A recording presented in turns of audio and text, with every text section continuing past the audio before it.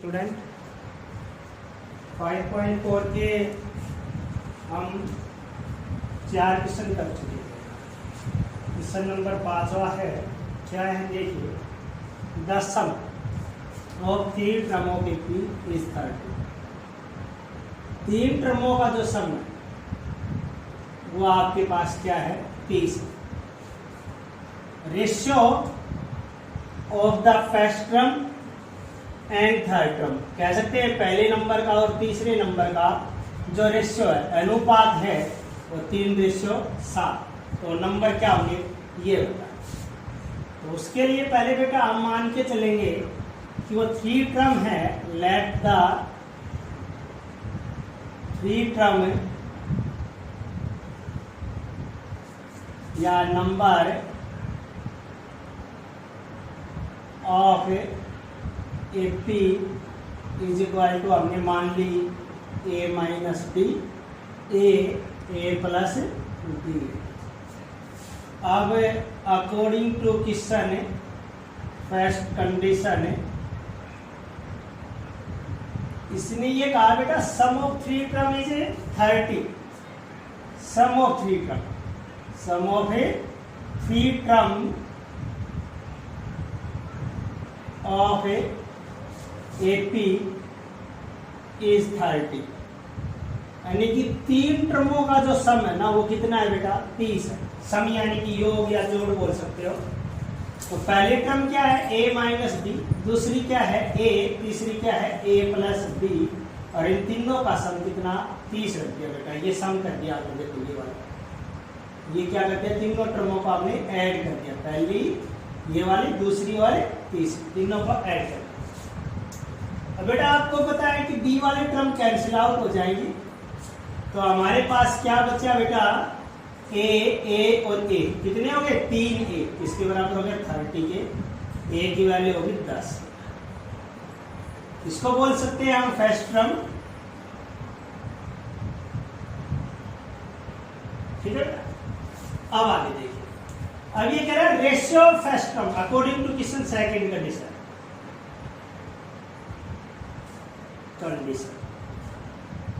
Ratio की बात कर रहा है, अनुपात। जैसे रेशियो कैसे लिखते हैं, रेशियो लिखा जाता है बेटा आपके पास 3/5, 4/7, इसको 3:5 बोलते हैं आप, इसको 4:7 बोलते हैं। तो रेशियो है वो 1/7 से क्या होता है आपके पास फ्रैक्शन का हिस्सा होता है ना।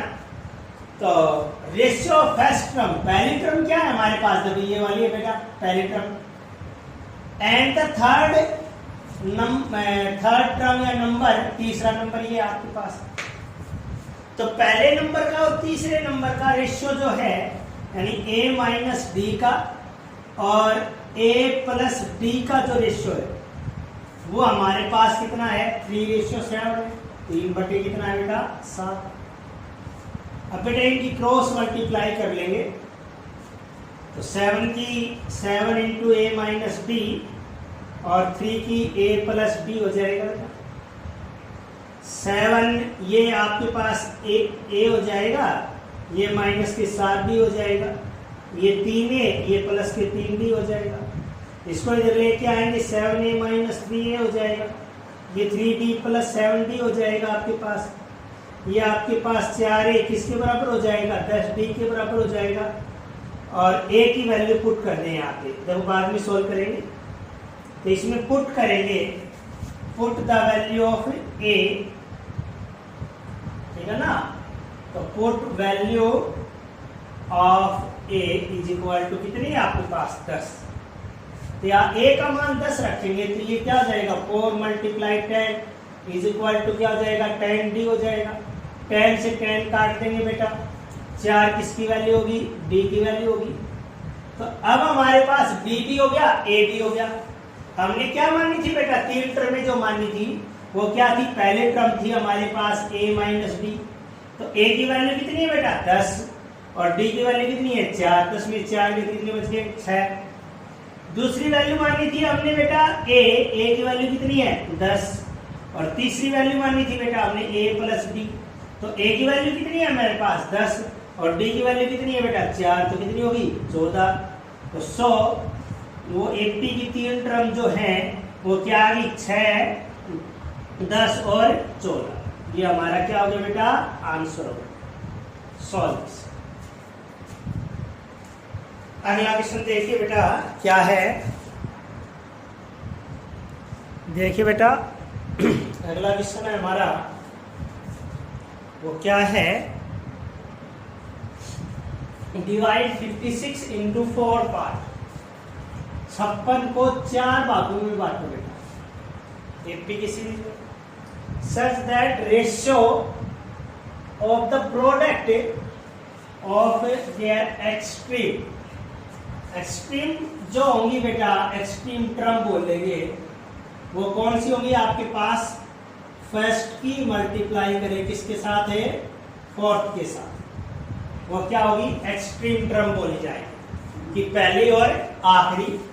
और प्रोडक्ट ऑफ देयर मीन्स का अर्थ हो गया सेकंड टर्म और कौन सी थर्ड टर्म बेटा, और उनकी मल्टीप्लाई क्या होगी प्रोडक्ट आपके पास। तो ये कह रहा है कि the ratio of the product of extreme का मतलब हो गया पहली और चौथी का जो प्रोडक्ट है और दूसरी और तीसरी मीन का अर्थ हो गया उसका जो रेशियो है वो 5:6 आता है।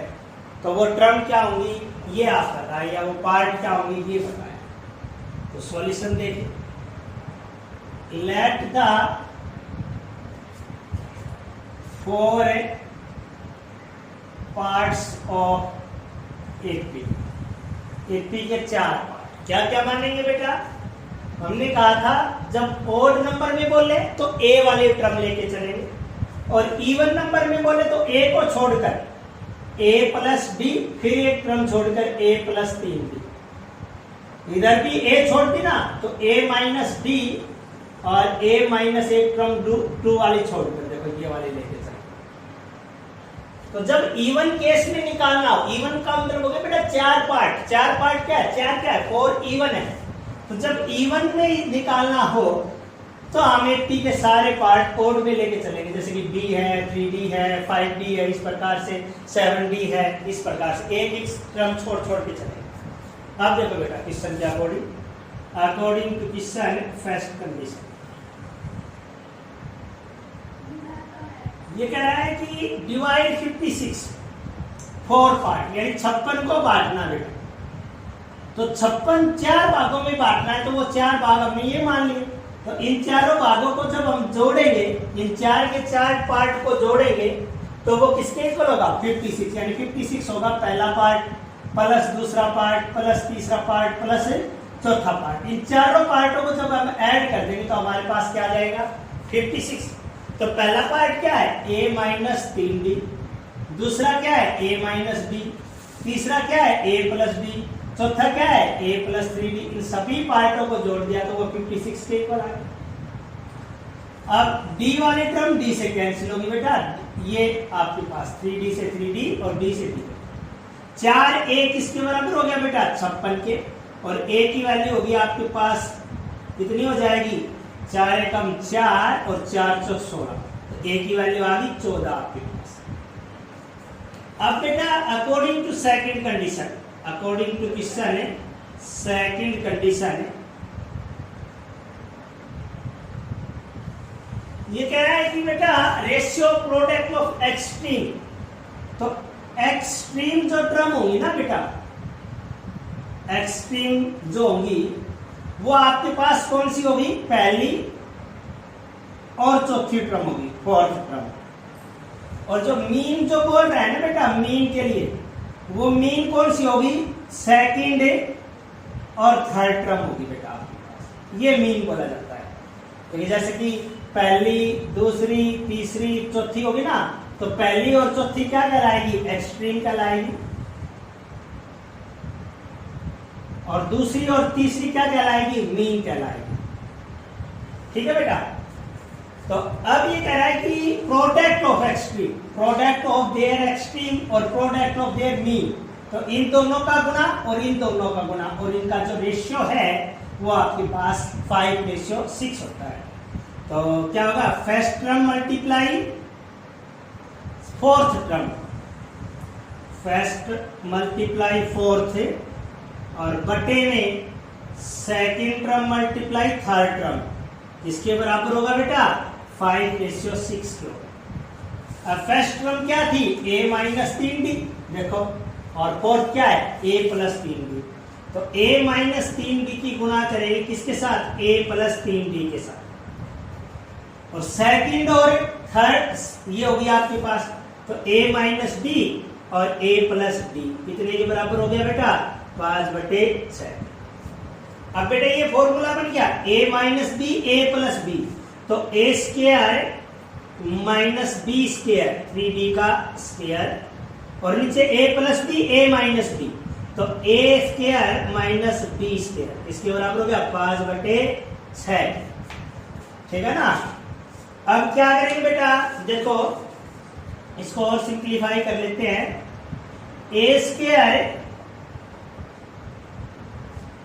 माइनस 9d स्क्वायर और बटे में a स्क्वायर माइनस का d स्क्वायर, इसके बराबर है बेटा 5/6। अब इनकी क्रॉस मल्टीप्लाई करें तो 6a स्क्वायर और माइनस के 54d स्क्वायर, गुणा करते भाई 6 की इनके साथ है, तो 6 के a के साथ 6a स्क्वायर, 6 के 9 के साथ 54, और 5 के a के साथ 5a स्क्वायर माइनस के 5d स्क्वायर हो गया हमारे पास। अब 6a स्क्वायर में से 5a स्क्वायर गया तो कितना बच गया बेटा, 1a स्क्वायर बच गया, और 54 को हम उधर भेज रहे हैं, तो 54 में से 5 घटा दो बेटा, 54 में से कितने घटा दो, 5, तो ये कितने बचेंगे, तो ये आ जाएगा आपके पास, या लिख देते हैं हम 54d square minus 5d square, ये आ जाएगा आपके पास। तो 14 में से 5 गए तो कितने बच जाएंगे आपके पास है, 9,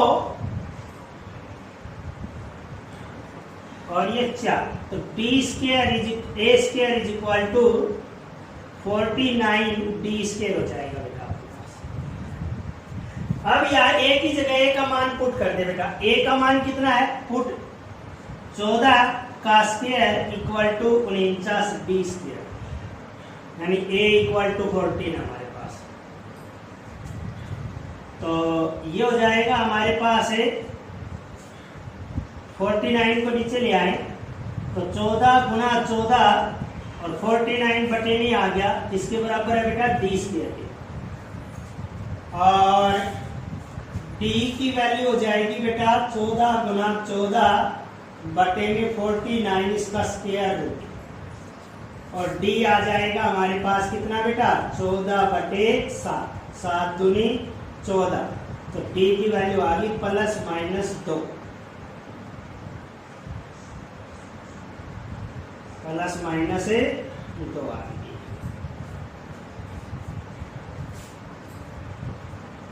तो b की वैल्यू 2 होगी, a की वैल्यू कितनी है, 14 है, तो AP बनानी है आपको, तो AP बना दो आप। तो AP क्या बन जाएगी, पहली टर्म है हमारे पास a minus 3d when d is equal to positive 2 लेके चल रहे बेटा, और a इज इक्वल टू 14, तो रखो बेटा 14 माइनस 3 दूनी 6, और 14 में से 6 गए तो 8 बच गए, फिर a माइनस d, तो a की वैल्यू 14 माइनस के d की वैल्यू 2 है, तो 12 बच गए, फिर a प्लस d, a की वैल्यू कितनी है बेटा, 14 प्लस 2 कितनी हो गई, 16 है ना, और फिर a प्लस 3d बेटा, a की वैल्यू कितनी है, 14 प्लस 3 मल्टीप्लाई d की वैल्यू कितनी है बेटा, 2, तो ये 6 हो जाएगा, 6 लिख देता हूँ सीधा, और ये 14 और 6 20 हो जाएगा, तो ये आपकी चारों टर्म आ गई। एक बार बेटा नेगेटिव और ले लेंगे d को, ठीक है ना, नेगेटिव से और रिजल्ट निकाल लेंगे, ये और आ जाएगा बेटा। अगला क्वेश्चन देखिए, नेक्स्ट क्वेश्चन है आपका क्वेश्चन नंबर 7। 8th क्वेश्चन का आपके पास हिंट है बेटा, हिंट से कर लेंगे 8वां क्वेश्चन, इजी है, इतना बड़ा नहीं है। एक क्वेश्चन और है, देखिए ये कह रहा है कि the side of the right the side of the right angle triangle, the sides of the right angle triangle are in AP, are in AP. So they are in ratio 3:4:5. ये आएगा, ये बताना. तो देखिए बेटा, लास्ट क्वेश्चन और ये exercise complete है. तो लेट कर लेंगे, लेट द थ्री नंबर या साइड्स बोल सकते हैं, साइड्स ऑफ ट्रायंगल, राइट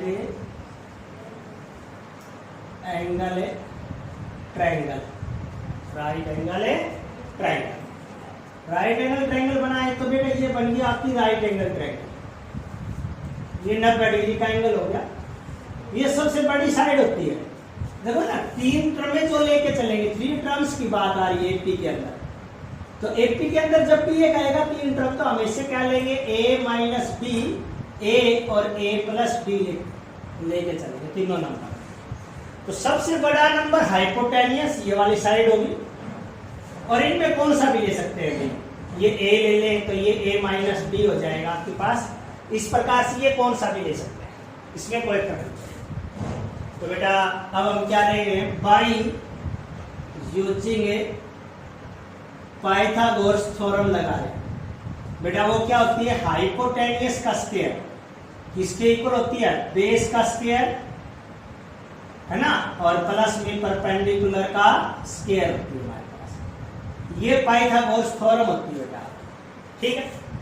तो इसमें हाइपोटेनियस क्या है, a प्लस डी सारे का स्क्वायर, और बेस क्या है हमारे पास, बेस है हमारे पास a का स्क्वायर, और परपेंडिकुलर a माइनस बी सारे का स्क्वायर. अब बेटा इसका स्क्वायर का फॉर्मूला लगाए तो क्या आएगा, देखो लगाए तो वो क्या आएगा, a square plus D square plus 2ad, ये आ जाएगा बेटा. यहां फॉर्मूला लगाएं तो a स्क्वायर और ये वाला क्या आ जाएगा, प्लस में a स्क्वायर और प्लस के डी स्क्वायर और माइनस के 2ad हो जाएगा. अब बेटा देखो काट दे, a से a कट जाएगा, d से d कट जाएगा बेटा. d से a कट गया, d से d कट गया. या क्या बच गया, 2ad, और इधर क्या बच गया, a स्क्वायर माइनस 2ad बच गया, a स्क्वायर माइनस 2ad बच गया. अब बेटा इसमें 2ad तो यही रखे और यहां से a कॉमन ले लें, a कॉमन ले लेंगे तो यहां से क्या बच जाएगा, a माइनस 2d बच जाएगा. a से देखो फिर a काट दिया, और 2d किसके बराबर हो गया, a माइनस 2d के. अब 2d को इधर ले आए देखो, तो 2d प्लस 2d कितने के बराबर हो गया, a के. तो 4d किसके बराबर हो गया, a के. यानी a की जो वैल्यू है वो कितनी आ गई बेटा, 4d आ गई. a की वैल्यू कितनी आ गई, 4d.